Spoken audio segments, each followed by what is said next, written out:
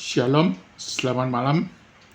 Hari ini Minggu 9 November 2025. Seorang rekan di alumni SMPK Swastiastu 85, Bapak Antoni Girisuta, mengirimkan sebuah konten YouTube pada pukul 19.23. Kemudian ditanyakan oleh Gung Edia 19.24. Apa nih? Dijawab oleh Antoni Girisuta pukul 19.25. Kisah seorang konglomerat Indonesia. Dibalas oleh Gung Adia. Oh. Kemudian direspon oleh Antoni Girisuta. Tonton, bagus. Diberi jempol oleh Gung Adia. Pukul 20.16, saya bertanya kepada Antoni Girisuta, bagus apanya? Beliau menjawab saya pada pukul 20.20, 9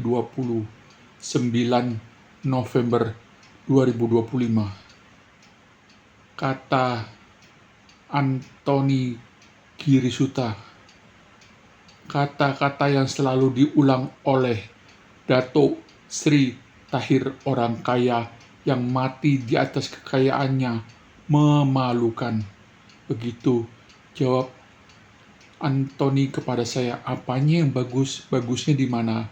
Bagusnya, katanya, kata-kata yang selalu diulang oleh Dato Sri Tahir, orang kaya yang mati di atas kekayaannya, memalukan. Saya jawab pukul 20.21. Oh, itu definisi yang bagus. Thank you. Guys, ternyata sangat bagus. Datuk Sri Tahir dalam konten yang diberikan oleh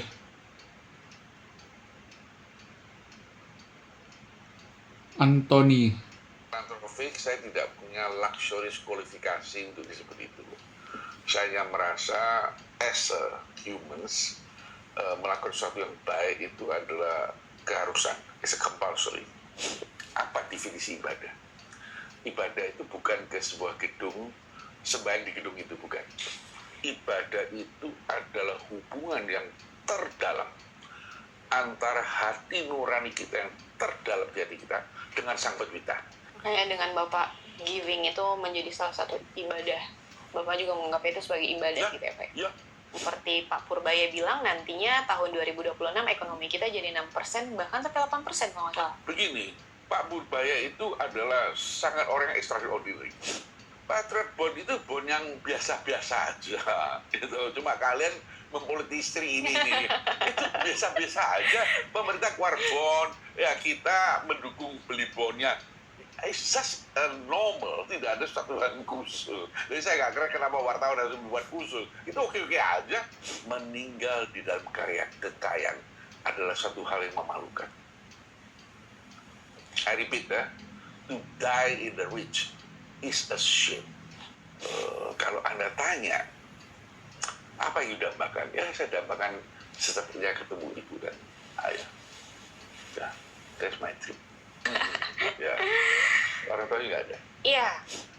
Berbakti kepada orang tua itu ada hadiahnya.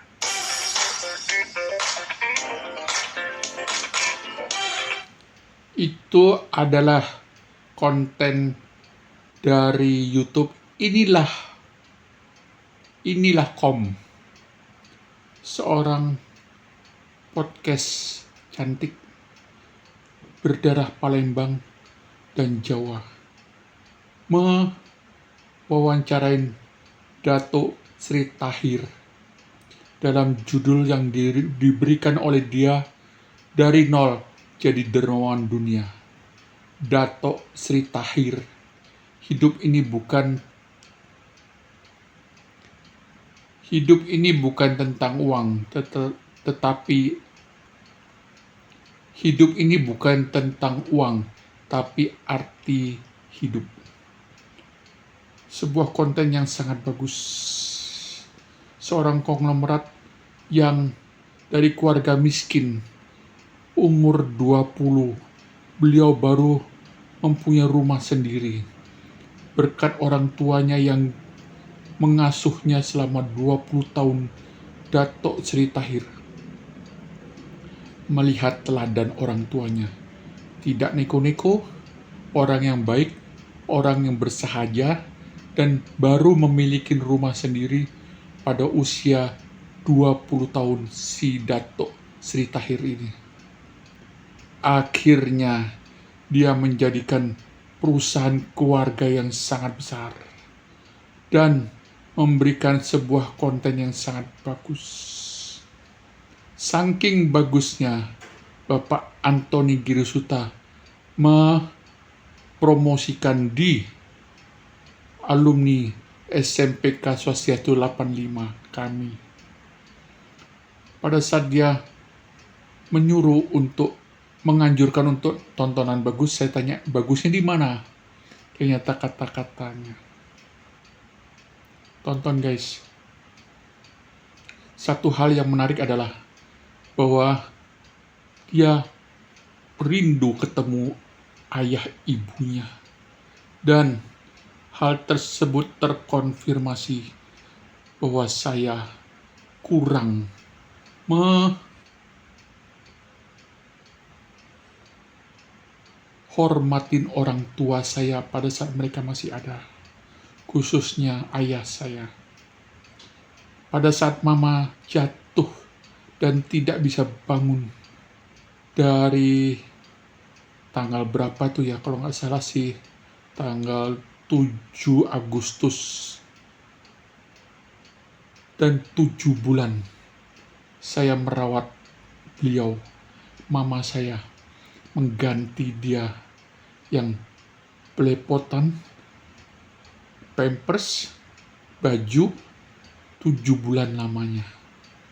Saya sempat berbakti, tapi saya merasa kurang. Karena Dato' Sri Tahir meneladani kehidupan orang tuanya. Di usia 20 tahun, orang tuanya baru memiliki rumah sendiri. Dan itu memberikan cermin bahwa iman yang diaplikasikan sebagai ibadah sejati. Sebagai seorang Kristen, bahwa iman adalah kekayaan. Berbuat baik adalah kekayaan. Dan semua hal-hal yang bisa membantu orang adalah sebuah kekayaan. Bukan finansial standar dari sebuah kekayaan. Dan dia menceritakan waktu mamanya meninggal 1 tahun yang lalu. Dia sebelum meninggal dia memasang CCTV. Dan dari tempat kerjanya dia selalu memonitor mamanya. Teringat saya bahwa saya sempat mengabdi kepada mama saya 7 bulan lamanya. Dan disaksikan oleh Suryadani serta Ceni Sungkono yang pernah datang ke rumah memberikan saya sumbangan 1 juta rupiah. Dan saya ajak dia melihat bagaimana saya merawat mama, menggantikan pampersnya. Saya merasa kurang untuk berbakti kepada orang tua. Apa yang diajarkan oleh Alkitab dalam 10 hukum Allah. Dari 10 hukum Allah, hukum kelima mengatakan, hormatilah ayah dan ibumu, supaya lanjut umurmu di tanah yang diberikan Tuhan Allahmu kepadamu. Dato' Sri Tahir mengatakan, dari 10 perintah Alkitab, Tuhan yang dia sembah, hanya ini yang mengandung janji. Yang 9 tidak mengandung janji kepada kita yang melakukan perintah 10 hukum Taurat tersebut. Teringat kepada mama, saya merasa kurang berbakti. Dan berikut ini adalah cuplikannya. Sampai jumpa, Kan Tuhan Bapak Yesus sering memberkati. selalu membantu. Ya, Kan Bapak juga sebagai pengusaha, sebagai pebisnis gitu kan. Apakah harus, tidak ada Bu, kekhawatiran? harus. Ya, panggil non aja, non harus. Ya, Anda perlu tahu ada bahasa Inggris mengatakan meninggal di dalam kekayaan adalah satu hal yang memalukan. I repeat ya, to die in the rich is a shame. Kenapa? Kalau Bapak sosok yang paling menginspirasi Bapak itu siapa? Nah, pasti adalah orang tua dulu. Orang tua. Mereka meletakkan fondasi. Untungnya saya punya orang tua itu tidak pernah kerja sesuatu yang serong. Mereka orang yang baik-baik aja.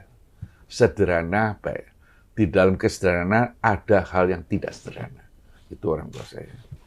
Kedua, saya sebut satu orang namanya Bill Gates. Anda tahu hebatnya Bill Gates? Terakhir waktu dia datang Indonesia, berapa bulan lalu, dia kasih tahu Bapak Presiden, saya akan dalam 20 tahun akan datang, saya akan habiskan uang saya 0. Dan dia buktikan, setelah dia pulang, bulan yang lalu, sebulan kemarin, dia menyumbang hartanya 50 miliar US dollar ke foundation. Sekarang dia udah bukan orang kaya lagi. Dia udah keluar dari orang 10 orang terkaya. Tapi Bill Gates is a great man. Non, saya mau kasih tahu filosofi, baik untuk nanti you sharing. Membedakan satu manusia dengan manusia lain, bukan karena nama marganya, bukan karena kekayaannya, bukan karena pendidikannya, bukan karena tampangnya. Membedakan satu orang dengan orang lain adalah suatu konstitusi yang ada di dalam diri dia yang membentuk orang ini. Itulah membuat satu manusia dengan manusia yang berbeda. Ya. Banyak orang merasa, saya berbeda dari dia karena saya doktor. Saya berbeda dari dia karena saya menteri. Saya berbeda dari dia karena saya orang kaya. Saya berbeda dari dia karena nama marga saya Mokhtar Yadi. Tidak. Yang membedakan satu orang lain, yaitu sebuah konstitusi yang telah membentuk orang itu. Itu yang membeda satu orang dari orang lain. Itu pesan yang bagus untuk anak muda zaman sekarang ya Pak. Anak muda sekarang yang saya kasih tahu. Begitu dia lulus sekolah, dia lihat itu Mark Zuckerberg, dia lihat Elon Musk. Aduh, gua kalau bisa 3 tahun gua jadi Elon Musk. Setelah itu gua pensiun. Nah, Ini anak muda rata-rata. Oke. I have to give warning, peringatan. Pertama, anak muda begitu kerja selesai, carilah makan dulu. Gimana bisa membiayai hidup. Itu dulu dah. Step pertama itulah cari kerjaan. Jadilah pegawai, kalau ada mampu, ya jadilah pengusaha kecil. Start dari sana. Jangan bermimpi. Orang bermimpi itu kan karena malamnya nggak bisa tidur, dia mimpinya pagi.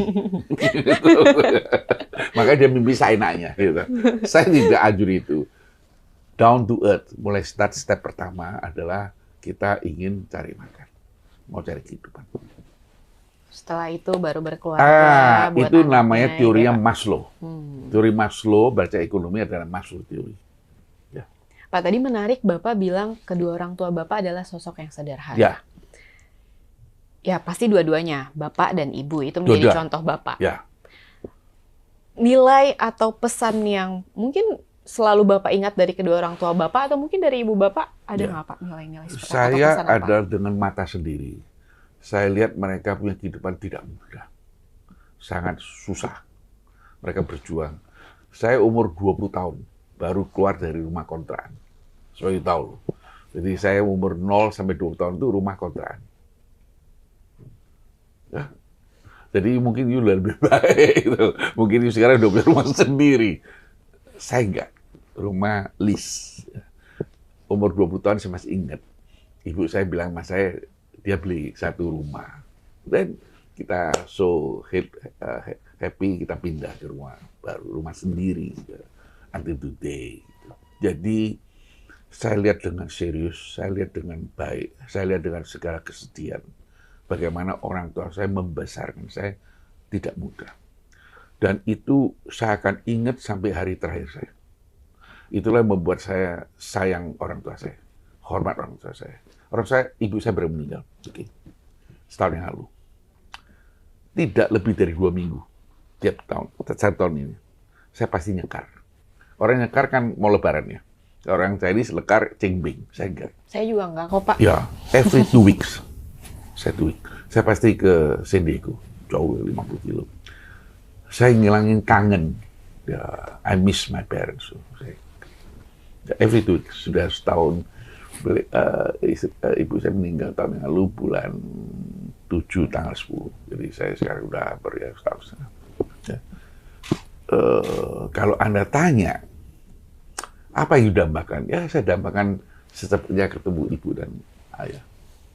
Ya, that's my dream. Ya.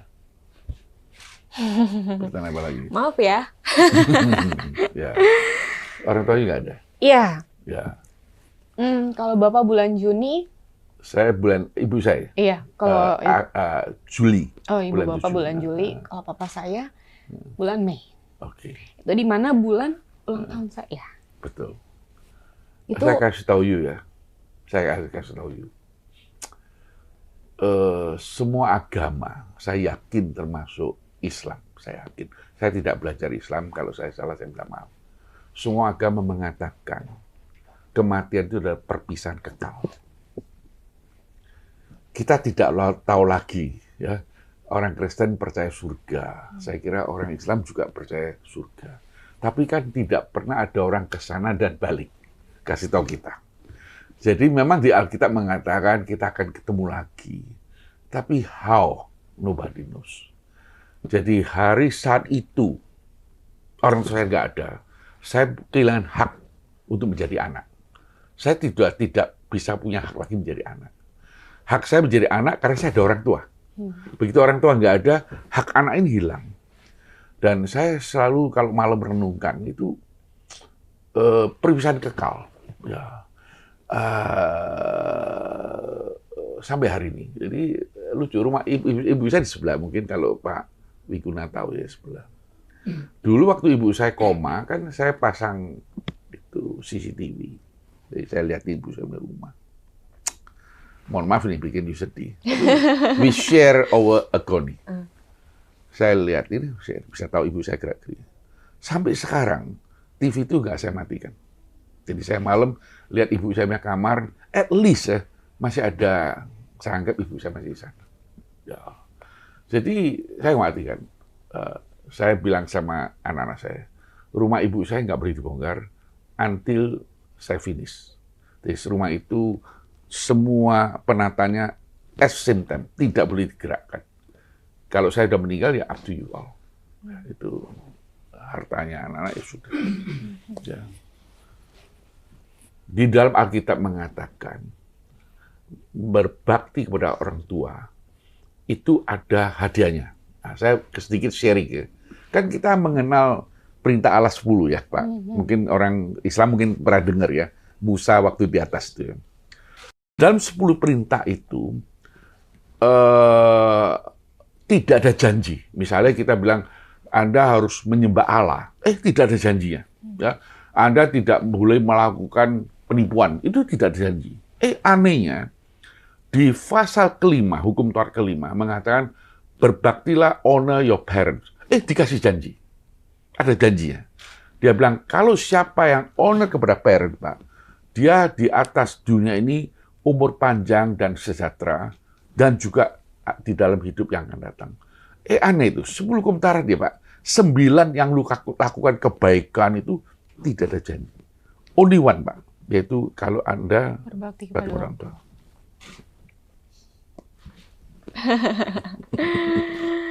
God bless you. Biasa ya Pak. Amin. Pak, pertanyaan terakhir.